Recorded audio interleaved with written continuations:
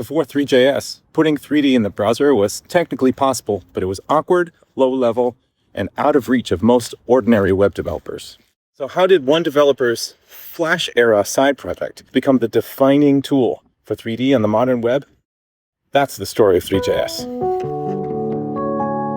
Back in the late 2000s, if you wanted to make something interactive and fun on the web, you were probably making it with Flash. Flash was where creative coders thrived.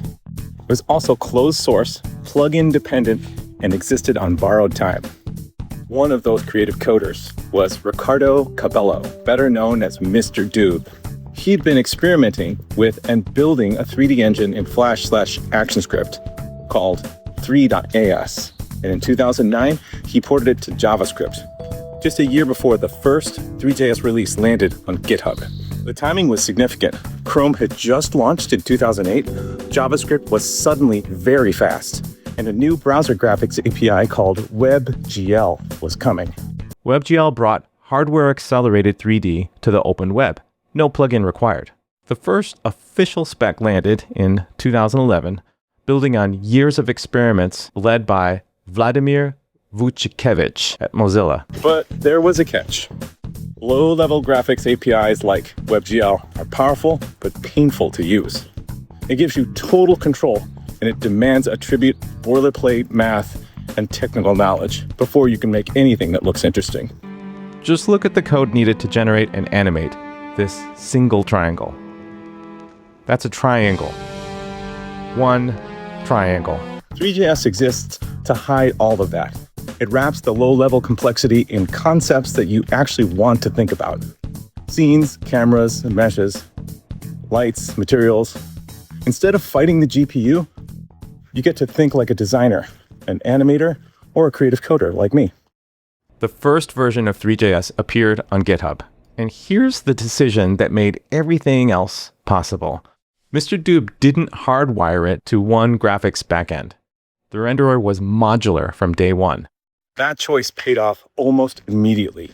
When WebGL became practical across browsers in 2011, contributor Paul Brunt dropped a WebGL renderer without rewriting the library.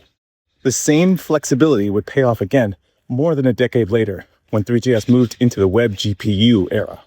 The philosophy was simple and kind of genius. Abstract away the awkward parts, keep the API approachable, support multiple render targets, and allow people to get something on screen fast. Then came the thing that turns a cool side project into an unstoppable project: contributors. A wave of developers, artists, educators, and graphics nerds started shaping the library.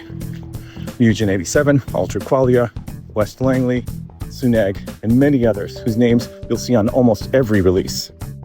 Suddenly, Three.js was everywhere. Chrome experiments, interactive music videos, generative art toys, portfolio sites with transitions that were so good they felt illegal. At some point, it stopped being a library and evolved into a full-blown ecosystem. Official docs, a massive collection of examples, the Three.js editor, a forum, a Discord, courses, starter kits, and thousands of community experiments. It's this ecosystem that lit the fire that led me to start Robot Bobby. One reason Three.js spread the way it did isn't just the API, it's the culture around the examples. The examples are teaching tools. You can open up a demo, read the code, change a few values, pull a few levers, and learn how it works just by breaking it and fixing it. That's how I learned. And that's how a lot of self-taught Three.js developers learn too.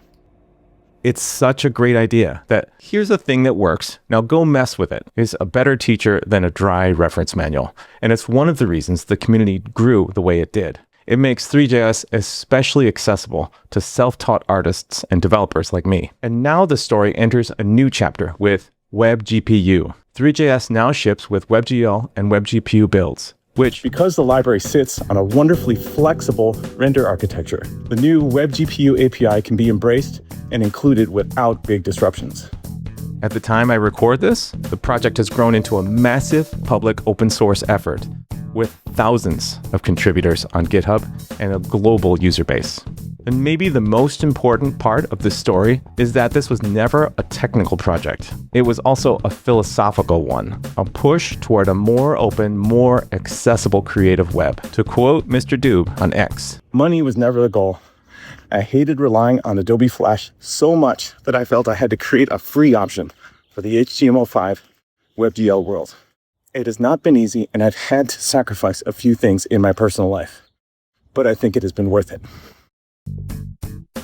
Thanks to a large global community, Three.js has grown from one creator's experiments with math and graphics on the open web to the defining tool for real-time 3D on the internet.